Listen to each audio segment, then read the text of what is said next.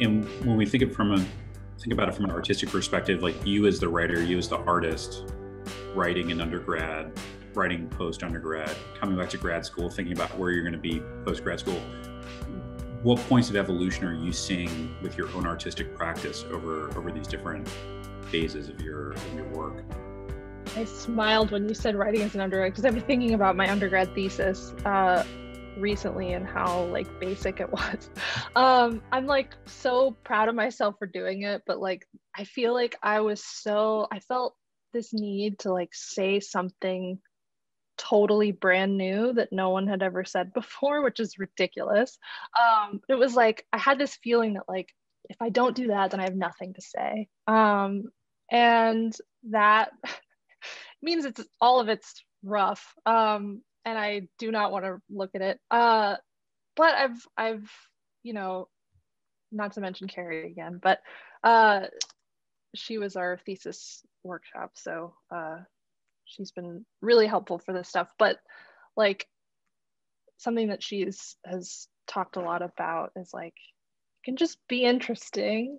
And that's enough. Like it doesn't have to be totally brand new. In fact, it probably won't be.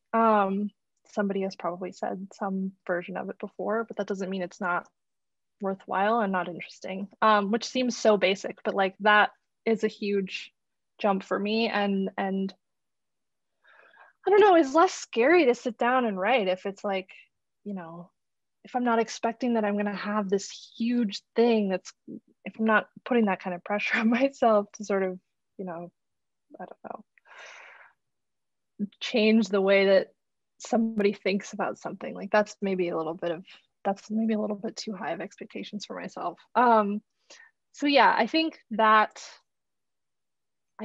I was starting to get there before I came here, sort of in that in-between period, but that is something that I feel like a lot more confident about and comfortable with, as like following the interest, even if it's not like completely brand new. Like there might still be something there that's interesting and worth telling. Yeah, and certainly if you know you have your personal narrative and your analysis of the scene that you were in and the scenes around you as you're moving through school, and I think bringing in the foil of music, I mean, we can always go back to art and reinterpret and reinterpret and reinterpret. And so I think your perspective maybe is similar or totally divergent from mine of a song or of a video or an album. And so like it's always fresh to come back to that conversation, and I think that's a great instrument and an inspiring instrument to use as you're pulling together the text. And so I think you've set up a nice platform for yourself to get deep on these things that maybe aren't new, but they're no less relevant. How we evolve as people and how we find identity. It's forever, right? Yeah, one of the challenges has been like there's a lot of analytical stuff about particular Bible verses in here, none of which I was ever very knowledgeable about. That was sort of beside the point. Like didn't matter that nobody actually, or very few people actually knew what was going on in the Bible itself. A big challenge that I've had is like, what did I think then and what do I think now? And sort of getting like, because yeah, like you said, even the songs and stuff, like my feelings about them now, it's changed in the 10 years that it's been since then. So much of it requires like getting to that past version of myself who like had no idea what she was doing or what she thought, and seeing like, okay, what did she probably think about this song or whatever? What was she telling herself about it? Like, obviously losing my religion's not about Jesus, but it sure seemed like it. So that's been fun. It's been so hard to like force myself back in that mindset, but it's been really fun too. Sort of, yeah, because like you said, you and I could have different views on one particular piece of art too. And it's like I've had a different view of it over the last 10 years too, which has been cool to think about.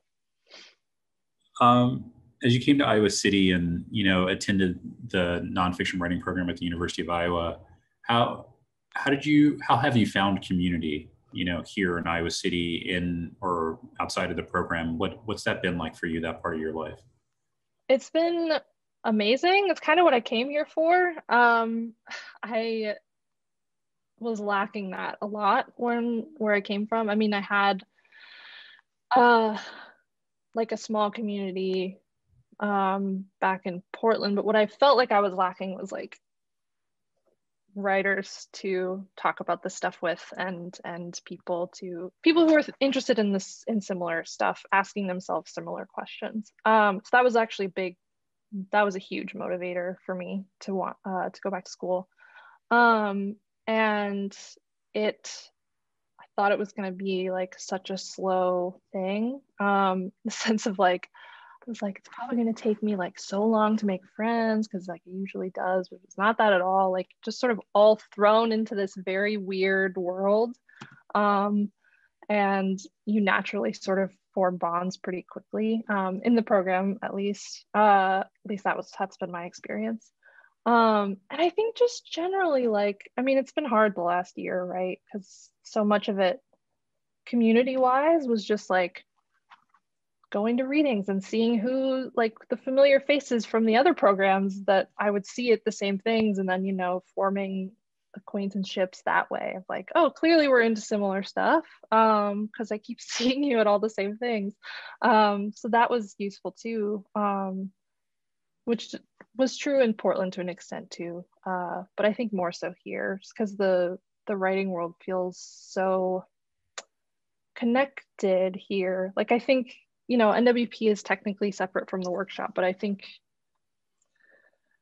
so much of when we're out in the world normally, I think that's less the case. I think there's a lot more overlap. We take each other's classes, like see each other at all these things. So, and I don't know. I don't think that's necessarily tied to just school too. I think it's true with the broader community as well. And I think, I don't like seeing a huge event. I was thinking about your reading, Andre, last year, was it? And how many people were there, and like pals would fill a room, but I feel like Prairie Lights filling a room is something different, and in such a smaller town.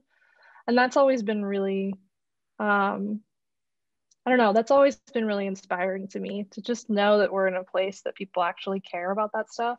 Like a disproportionate number of people actually care about this stuff, makes those events and stuff feel so much, I don't know, bigger, and like they're really a foundational part of a community rather than like a subset of it, if that makes sense. So yeah, it's hard now. Obviously, it's super hard now. I miss that stuff so much. I got a lot of like energy. I get a lot of energy off of that stuff, just being in that, in those spaces. But yeah, that's been it's been, the community aspect, program and otherwise, has been like probably the key thing from my time here. And I will miss it, and have missed the extent of it over the last year for sure.